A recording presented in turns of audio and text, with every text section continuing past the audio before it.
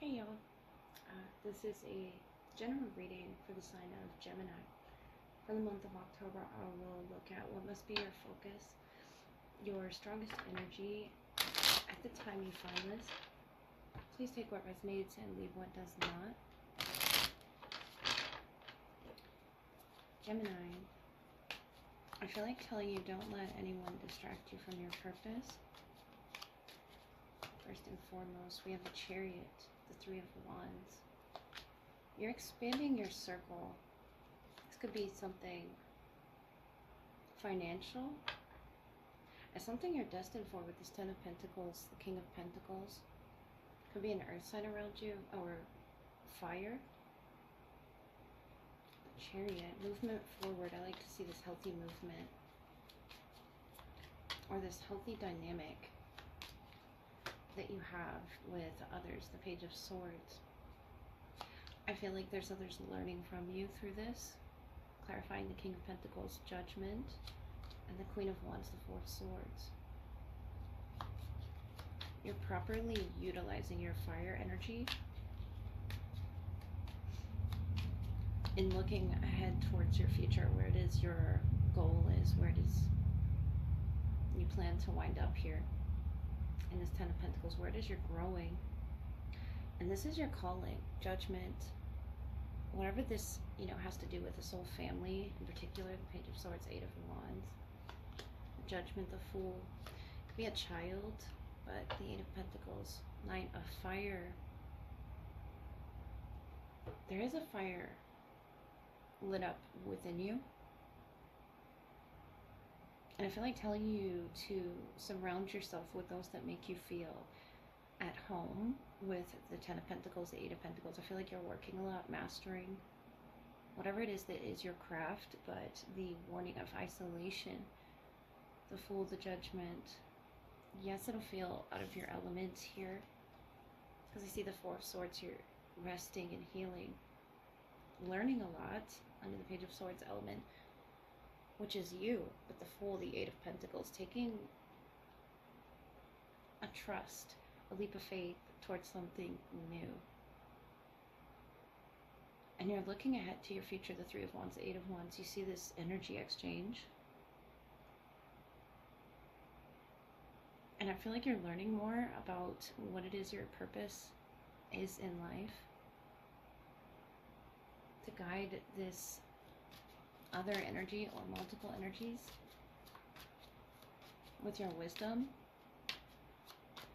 King of Pentacles could be someone else, or it could be you. I feel like if it's you, you're very stable. Ten of Pentacles, very stable person to learn this from.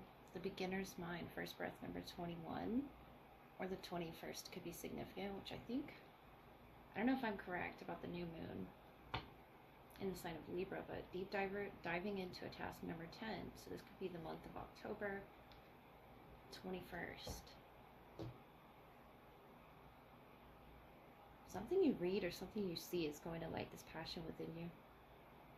And it could be a protectiveness as well with that Queen of Wands, Page of Swords, that you feel towards someone. It could be Aries, Leo, Sagittarius there, but I feel like you're protecting not just your mind, but, or your heart space, the Four of Swords, you're healing it, but others around you while you're on this chariot, while you're on this journey. Diving into the task that is your purpose. I feel like it's an emotional one. Notice how you're ready to go out into the water. You're ready to dive into this. You've gathered all the proper information that you need. The books behind the King of Pentacles and the book that the Page of Swords is reading is changing this person's energy, this person's frequency. And I feel like it has some spiritual aspect to it as well.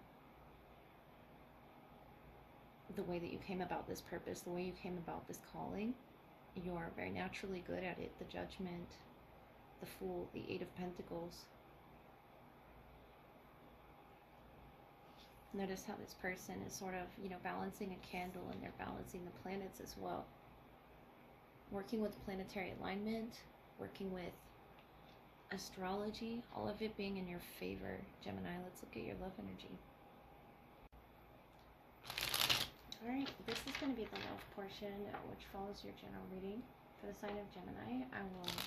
Okay, who's the strongest in your energy at this time? What needs to be highlighted in the connection, whether it's past, present, or future? Take what resonates and leave what does not. I'm getting a quote this Gemini once told me. I still think of her to this day, but she said something in regards to speak the truth even if your voice shakes. So if you need to do that, Gemini, yeah, the Queen of Cups, Seven of Swords, and there's the Devil underneath. This is Capricorn influence. Could be dealing with a Capricorn. But whatever truth you need to speak, even if it's hard with that Devil energy, the Queen of Cups, Seven of Swords, I feel like it's an emotional truth. You need to speak it, even if your voice is shaking here. Your person in the Nine of Cups, Nine of Wands, the Hierophant. Taurus energy here. Talking about commitments and loyalty. The Nine of Cups, Nine of Wands. I feel like they wish for your energy to be committed to them. For whatever reason, they are holding on to this wound here within the connection, or maybe this is someone that you've had a connection with in the past. Could be a Cancer, Pisces, Scorpio, Taurus, or Capricorn. But the Three of Wands, Seven of Swords. I feel like this is emotional for you to view this, to sort of rely on your senses in regards to this connection in particular. Because it's, yeah, they're showing this toxicity or this fleeing, I was going to say, like behavior with the Hierophant, the Nine of Wands. It's like they wish to be in this high-level commitment with you, but for whatever reason, they could be getting rid of something toxic within themselves or others around them. With the skulls there, I don't feel like it's something good for them in the heart chakra, the color green. Even though they may wish for this. Interesting. So you're in this energy of revitalization, the full moon energy as well.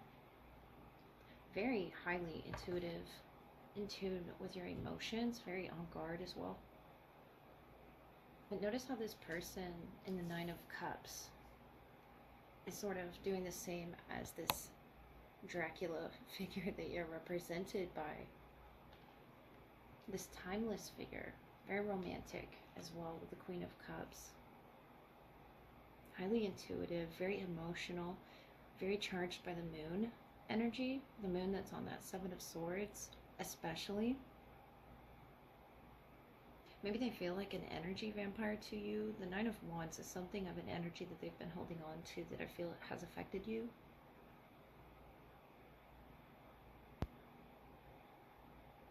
And the dog with the bone there. The bats, this, nocturnal essence. I feel like something has been revealed in the moonlight. Something of an emotion has been spilled out. If this has already happened, it's something you've been really thinking about. The Queen of Cups, Three of Wands, Seven of Swords. I feel like you haven't expressed it to this person. And maybe they wish to be in this commitment, but there's a toxicity that they really need to release. Whether they're aware of this trait or not, this Nine of Wands, they're really holding on to something in regards to love, how they view love, how they've been hurt in the past. It doesn't even have to have anything to do with you, Gemini, but I feel like they really need to release that. And they could be in the process of this right now, or you could just be in this resting period and you're just finally waking up to what your intuition has told you all along. Seven of Swords. Some things that are, painful that we don't want to always face, but the Devil was on the bottom. So that could be something that's very unhealthy that needs to be released, definitely, in this person. This is Sagittarius energy, and it can be a very strong pull, Jupiter, but this Seven of Swords here being Aquarius oriented. The way that you are strategizing around your emotions, I feel like telling you to just trust your intuition, stay true to yourself. And if you feel the need to stay emotionally inward about your plans towards expanding within this connection or what choices you're going to make, that's okay too. Getting your proper rest, getting your proper healing done with that Queen of Cups, Three of Wands, understanding those visions and what drives you, the blood life force that wakes you up. And I feel like you were woken up there with that Seven of Swords energy. Something,